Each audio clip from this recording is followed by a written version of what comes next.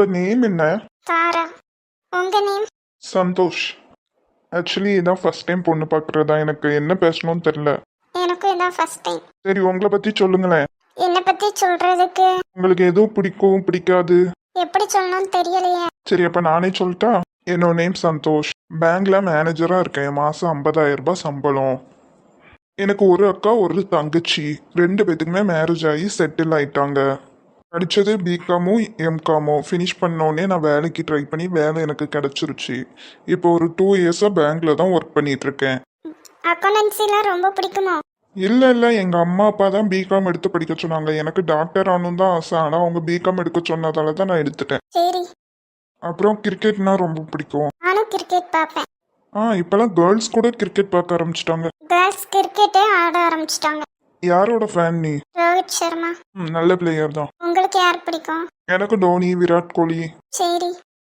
பிடிச்ச கலர் வந்து கிரீன். அப்ப இன்னைக்கு ப்ளூ போட்டு வந்திருக்கீங்க. அம்மா தான் வரும்போது ப்ளூ போட்டு எடுத்துட்டு வாங்க இந்த ஷர்ட்டை எடுத்து வச்சிருந்தாங்க, அதான் இதுவே போட்டு வந்துட்டேன். சாப்பாடுல அது பிடிக்கும் இது பிடிக்கும்லாம் கிடையாது. நீங்க என்ன சமைச்சு கொடுத்தாலும் நல்லா சாப்பிடுவேன். என்னோட ஃபர்ஸ்ட் ப்ரியாரிட்டி எப்போதுமே என்னோட ஃபேமிலி தான். அம்மா அப்பா அக்கா தங்கச்சி, அதுக்கப்புறம் என்னோட வேலை, அதுக்கப்புறம் தான் மித்த எல்லாருமே. மித்தபடி கெட்ட பழக்கம்லாம் கிடையாதுன்னு சொல்ல மாட்டேன். அப்பப்போ கம்பெனில இருந்து ஏதாச்சும் பார்ட்டி வச்சா சோஷியலா ட்ரிங்க் பண்ணுவேன்.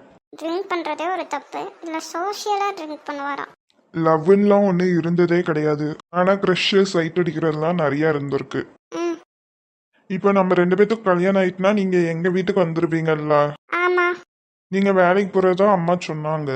அப்போ வேலைக்கு போயிட்டீங்கன்னா வீட்டு வேலைலாம் யார் பாப்பா? அப்போ காலையில் எழுந்துச்சி சமைச்சு துணி துவச்சி எல்லா வேலையும் பார்த்து வச்சுட்டே போயிடுவீங்களா வேலைக்கு? பதிலே சொல்லலை. வேலைக்கு ஆள் வச்சுக்கலாம். என்னங்க இப்படி சொல்கிறீங்க? அதுக்கெல்லாம் தானே நீங்கள் இருக்கீங்க. என்ன உங்க வீட்டுக்கு வேலை பார்க்கறதுக்கு நீங்க கல்யாணம் கட்டிட்டு கூட்டு போறீங்களோ? ஏம்மா, இப்போ உள்ள பெண்கள் கிட்டலாம் எதுவுமே பேச முடியலப்பா. அதுக்கப்புறம் பெண் மைண்டு கொடி தூக்கிட்டு வந்துடுறீங்க. இங்க பாருங்க, நீங்களும் வேலைக்கு போறீங்க, நானும் வேலைக்கு போறேன். உங்க ட்ரெஸ், நீங்க சாப்பிட்ட பிளேட்டு, உங்க லஞ்ச் பாக்ஸ் எல்லாத்தையும் நீங்க வாஷ் பண்ணி வச்சிருங்க. அதே மாதிரி என்னோட ட்ரெஸ், என்னோட பிளேட்டு, என்னோட லஞ்ச் பாக்ஸ் எல்லாத்தையும் நானே வாஷ் பண்ணி வச்சிருவேன். இப்போ எங்கள் அம்மா அப்பாவெல்லாம் யார் பார்த்துப்பா? இப்போ நல்லா தானே இருக்காங்க, அவங்களே பார்த்துக்கிட்டோம். உங்களுக்கு ஏதாச்சும் உடம்பு சரியில்லைன்னா நான் பார்த்துக்கிறேன்.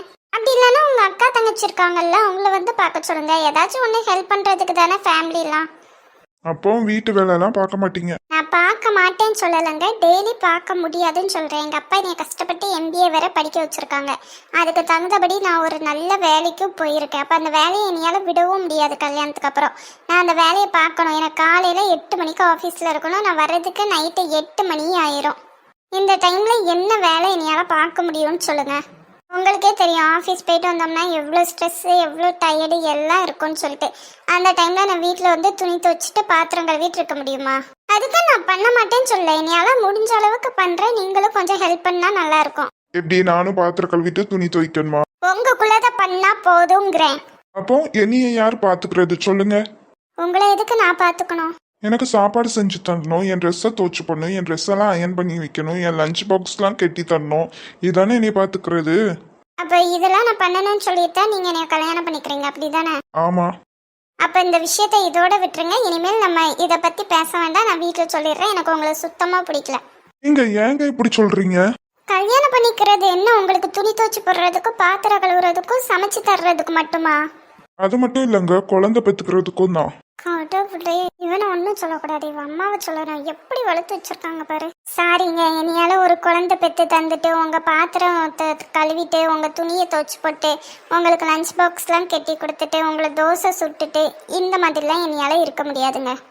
என்னை பொறுத்தவரை நான் கல்யாணம் பண்ணிக்கிறேன்னா என்னோட ஆசை, என்னோட கனவை நிறைவேற்றுக்கிறதுக்கு எனக்கு ஒரு நல்ல துணையாக இருக்கணுங்க. இப்போ நான் கல்யாணம் பண்ணிக்க போகிறேன்னா அவர் என் கூட இன்னும் 60-80 வருஷம் இருப்பார். 60-80 வருஷமும் நானும் அவங்களும் ஒன்றா இருக்கணும். அப்படி ஒன்றா இருக்கும்போது நான் பாத்திரம் கழுவுனா அவர் துணி துவைக்கணும், நான் சமைச்சா அவர் வீட்டை க்ளீன் பண்ணட்டும். ஏன்னா நானும் வேலைக்கு போவேன், என்னோட ஹஸ்பண்டும் வேலைக்கு போவாங்க. அப்படி ஷேர் பண்ணிக்கிட்டா பிரச்சனை இல்லை. பார்த்தீங்களா, வீட்டு வேலைங்கிறது நாங்கள் மட்டுமே பண்ணணும்னு சொல்லிட்டு இல்லைல்ல, பாய்ஸும் பண்ணால் கொஞ்சம் நல்லாயிருக்கும். சாரி பாய்ஸ் கிடையாது, கொஞ்சம் மென்னும் பண்ணால் நல்லாயிருக்கும். ஓ சரிங்க. ஆனால் எங்கள் வீட்டிலலாம் அப்படி கிடையாதுங்க. நானும் எங்கள் அப்பா எங்கள் மாமாலாம் சாப்பிட உட்காந்து எங்கள் அம்மா எல்லாரும் பரிமாறுவாங்க. நாங்கள் அப்படியே தட்டில் கை கழுவி வச்சுட்டு அடுத்த வேலையை பார்க்க போயிடுவோம். அவங்க தான் க்ளீன் பண்ணுவாங்க. அதே மாதிரி ட்ரெஸ்லாம் நாங்கள் பாத்ரூம்லேயே கழட்டி போட்டுருவோம், அவங்க எடுத்து துவச்சிப்பாங்க. காலையில எனக்கு லஞ்சுக்கே எங்க அப்பாவுக்கு தேங்காய் சட்னி பிடிக்கும், எங்க அம்மா தேங்காய் சட்னி வைப்பாங்க. ஆனா எனக்கு தேங்காய் சட்னி பிடிக்காதா, சாம்பாரும் வைப்பாங்க. ஏன்னா லஞ்சுக்கு எனக்கு கண்டிப்பா தயிர் இருந்தே ஆகணுங்க, அதனால தயிர் எப்போதுமே இருக்கும். அதுக்கப்புறம் ஒரு குழம்பு, ஒரு கூட்டு, ஒரு பொரியல், அப்பளம், அதுக்கப்புறம் ஏதாச்சும் ஒரு ஸ்வீட்டு அம்மா செஞ்சு தருவாங்கங்க. பார்க்க ஒல்லியா இருக்கான், இன்னும் நிறைய சாப்பிடுவான் போல. அப்ப நீங்க எந்த வேலையும் பார்க்க மாட்டீங்க? நான் தான் வேலைக்கு போயிட்டு சம்பாதிச்சு கொண்டு வரேன்லாங்க, அப்புறம் எதுக்கு நான் வேலை பார்க்கணும்? அப்படியா சந்தோஷம். அப்ப நீங்க 50,000 ரூபாய் தான் சம்பளம் வாங்குறீங்க, நான் 70,000 ரூபாய் வாங்குறேன். இப்போ என்ன போக போக சம்பளம் கூடும், கண்டிப்பா 1,00,000 கிட்ட வந்துரும்னு நினைச்சுக்கோங்களேன். அப்படி வரும்போது நீங்க வேலையை விட்டுருங்க. எனக்கு தான் 1,00,000 ரூபாய் வருதுல்ல, நான் உங்களுக்கு வேலைக்கு போயிட்டு காசு தரேன், நீங்க வீட்டில் உட்காந்து எல்லா வேலையும் பாருங்களேன். ஏன்னா காலையில எந்திச்சு காஃபி போட்டு தந்துட்டு, டிஃபன் பண்ணி தந்துட்டு, மதியம் லஞ்செல்லாம் கட்டி கொடுத்துட்டு, என் ட்ரெஸ் எல்லாம் பாத்ரூம்ல இருந்து எடுத்து துவைச்சு போட்டு, நான் கை கழுவி வச்சு போட்ட பிளேட் எல்லாம் வாஷ் பண்ணி தாங்களேன். இதுக்கு தான் உங்களெல்லாம் சமையல் கட்டோடையே வச்சிடணும். வெளி உலகத்தை காமிச்சு படிக்க வச்சு வேலைக்கு போனா நீங்க இப்படிதான் வாய் பேசுவீங்க. Excuse me madam. இந்த ரப்பர் மண்டி எதுக்கு இங்க வந்தாரு? எப்போ பார்த்தாலும் யாரையாச்சும் முறைச்சிட்டு இருக்கதே இவளுக்கு வேலையா போச்சு. மேடம் கொஞ்சம் வழி விட்டு நிக்கீங்களா? அங்க அவ்வளவு இடம் இருக்குல்ல. நான் இங்கதான் உட்காரணும்னு ஆசைப்படுறேன். நானும் ரொம்ப நேரமா உங்களை வாட்ச் பண்ணிட்டே இருந்தேன் மேடம். நீங்க உட்காருவீங்கன்னு பார்த்தா அந்த சார் தான் ரொம்ப நேரம் உட்கார்ந்துட்டு இருக்காரு, நீங்க நின்னுகிட்டே இருக்கீங்க. ஏன் சார் உட்கார கூட சொல்ல மாட்டீங்களோ? யாரு நீ? சும்மா வந்து தேவையில்லாம பேசிட்டு இருக்க. பொம்பளைங்களுக்கு என்ன உட்கார வேலை? நான் உட்கார்ந்துட்டு இருக்கும்போது அவங்க நின்றுட்டு தான் பதில் சொல்லணும், அதானே எனக்கு தர மரியாதை. அடிங்க, நானும் போனா போதுன்னு உங்ககிட்ட சண்டை போடக்கூடாது, வாய் பேசக்கூடாதுன்னு பார்த்தா ரொம்ப தான் ஓவரா பண்ற. எந்திரிடா. ஒரு பாப்கார்ன் இருந்தா நல்லா இருந்திருக்கும். என்ன சொன்ன? எந்திரின்னு சொன்னேன், எந்திரி. என்ன படிச்சிருக்கீங்கன்னு சொன்னீங்க? எம்காம். மூளை இல்லாதவனுக்கெல்லாம் சர்டிபிகேட் பாஸ்ன்னு சொல்லி கொடுப்பாங்களா? அப்படி எந்த காலேஜ்ல படிச்சீங்க? ஏய் என்ன வாய் ரொம்ப நீளுது? இவன் பெரிய கலெக்டரு, இவனுக்கு உட்கார்ந்துட்டு இருப்பானா, நாங்க நின்னுட்டு இருக்கணுமா? போடா, வேற ஏதாச்சும் சொல்லிட போறேன். மரியாதையே பேசுடி. அடிங்க, யார பார்த்து டீன்னு சொல்லுதா? வாயை கிழிச்சு கையில கொடுத்துருவேன். லேம்ப் போஸ்ட் கணக்கா வளர்ந்துருக்கானா, அறிவு கொஞ்சம் கூட வளரல. ஒரு சக மனுஷிய எப்படி மதிக்கணும்னு தெரியல. ஒன்னு சொல்லக்கூடாது, உன்னைய பெத்து வளர்த்துருக்காங்க பத்தியே அவங்கள சொல்லணும். இனிமேல்லாம் எங்கேயும் பொண்ணு பார்க்க போயிடாத, சரியா? உனக்கு பொண்ணே பார்க்க வேண்டாம், வேலைக்கு ஆட்கள் தேவைன்னு போர்டு வை. ஏன்னா உனக்கு வீடு தூத்து போடுறதுக்கு, ட்ரெஸ்ஸை துவைச்சு கொடுக்கறது தானே ஆட்கள் தேவை. வர்ற கோவத்துக்கு உன்னை சூட்டை உடைக்கணும் போல இருக்கு. ஆனா எங்க வீட்டுல என்னை அப்படி வளர்க்கலாம், அதனால உன்னை சும்மா திட்டுறதோட விட்டுட்டு போறேன். இனிமேல் என் கண்ணு முன்னாடி பற்றாத நீனு. அவன் எனக்கு பொண்டாட்டிய தேட வந்தானா இல்ல வீட்டுக்கு வேலை பார்க்க ஆளை தேட வந்தானான்னு தெரியல. இந்த காலத்துல இன்னும் சில திருந்தாத ஜென்மங்கள் இருக்கதான் செய்து போல. ரொம்ப ரொம்ப தேங்க்ஸ்டா. தேங்க்ஸ்லாம் இருக்கட்டும், உன் நிலைமையை நினைச்சாதான் எனக்கு பாவமா இருக்கு. என்ன கத்து காத்துக்குள்ளேருந்து ரத்தம் வந்துடும் போல இருக்கு. இதெல்லாம் விடுடா, ரொம்ப ரொம்ப தேங்க்ஸ்டா அண்ட் சாரி. இதெல்லாம் உன்னோட கேரக்டரே கிடையாது, ஆனா எனக்காண்டி இப்படி பண்ணிருக்க பத்தியா? சே பரவாயில்ல மச்சான், உனக்காண்டி பண்ணாம வேற யாருக்காண்டி பண்ணுவேன். சரி நான் கிளம்புறேன், அங்க அம்மா அப்பா வெயிட் பண்ணுவாங்க. கண்டிப்பா ஒரு நாள் வீட்டுக்கு வா, சரியா? சரி. நீ பண்றது கொஞ்சம் கூட நியாயமே இல்லை சொல்லிட்டேன். தேவையில்லாம அந்த பிள்ளைக்கு கிடைக்கிற நல்ல வாழ்க்கையே கெடுத்து விட்ட. சந்தோஷ் எவ்வளவு நல்ல பையன் உனக்கு தெரியும்ல. வைத்தியமா அவன் எதுக்கு இப்படி பண்றான்னு தெரிய மாட்டேங்குது. இப்படி பண்ணக்கூடிய ஆளும் இவன் கிடையாது. என்ன ஆச்சு இவனுக்கு? இந்த மம்மதகிருக்கு தீருமா, அடி மந்திரிச்சு விட்ட கோழி மாறுமா, ஏமாய கட்டத்திட்டு வச்சு மன்னிச்சிருமா, சந்திரனும் சூரியனும் சுத்தி ஒரு கொட்டில் வருகுதே. என்னப்பா உள்ள போனவள இன்னும் ஆளே காணோம்?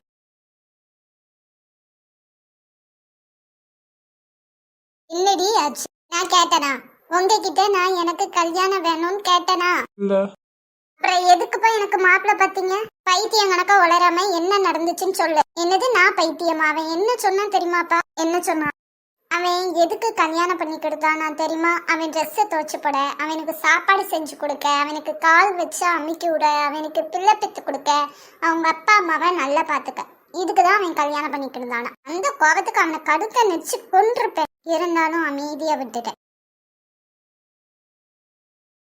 உண்மைக்கும் அப்படியாமா சொன்னா? இல்ல நான் போய் சொல்வேனாப்பா? இன்னும் அந்த பசங்க இப்படிலாம் கேட்காங்க. ஆமாடி, மாறவே இல்ல.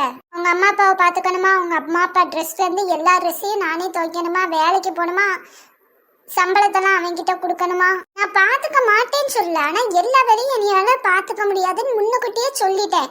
முன்னுக்கூட்டி எதுவா இருந்தாலும் சொல்ற நல்லது தானே, கரெக்டு தாண்டி. இல்லைன்னா அப்பவே சொல்லிருக்கலாம்ல அப்படின்னு சொல்லுவாங்க. அதுக்கு முன்னுக்கூட்டியே பிடிக்குதோ பிடிக்கலையோ ஸ்ட்ரெயிட்டா சொல்லிட்டா ரொம்ப நல்லது. இன்னொரு விஷயம் சொன்னான்ப்பா. என்னமா? நாங்கெல்லாம் அடுப்படிக்குள்ளே இருந்திருக்கணுமா, படிக்கவே வச்சிருக்க கூடாதா? படிக்க வைக்க போய் தான் இந்த வேலைக்கு போயிட்டு இவ்வளவு திமிரு கட்டுறோமாப்பா. ஆனா அந்த பையனை பார்த்தா அப்படி தெரியலையே. பார்த்தா தெரியாது, பார்க்க தான் தெரியும். அடுப்பாவதே. சரி வா, நம்ம கோயிலுக்கு போயிட்டு வரலாம். மனசாச்சு உனக்கு கொஞ்சம் அமைதியாகும். ஆமாம்மா, கோயில் போயிட்டு வெளியில சாப்பிட்டுட்டு வாங்க, உனக்கு கொஞ்சம் ரிலாக்ஸ் ஆகும்ல. எப்பா இனிமேலாம் இப்படி ஒரு மாப்பிள்ள பாத்துறாத, சரியா?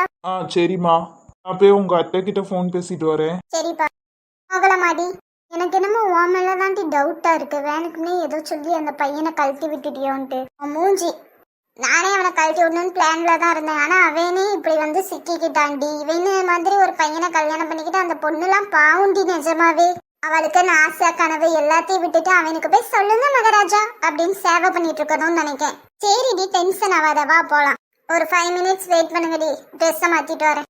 சரி.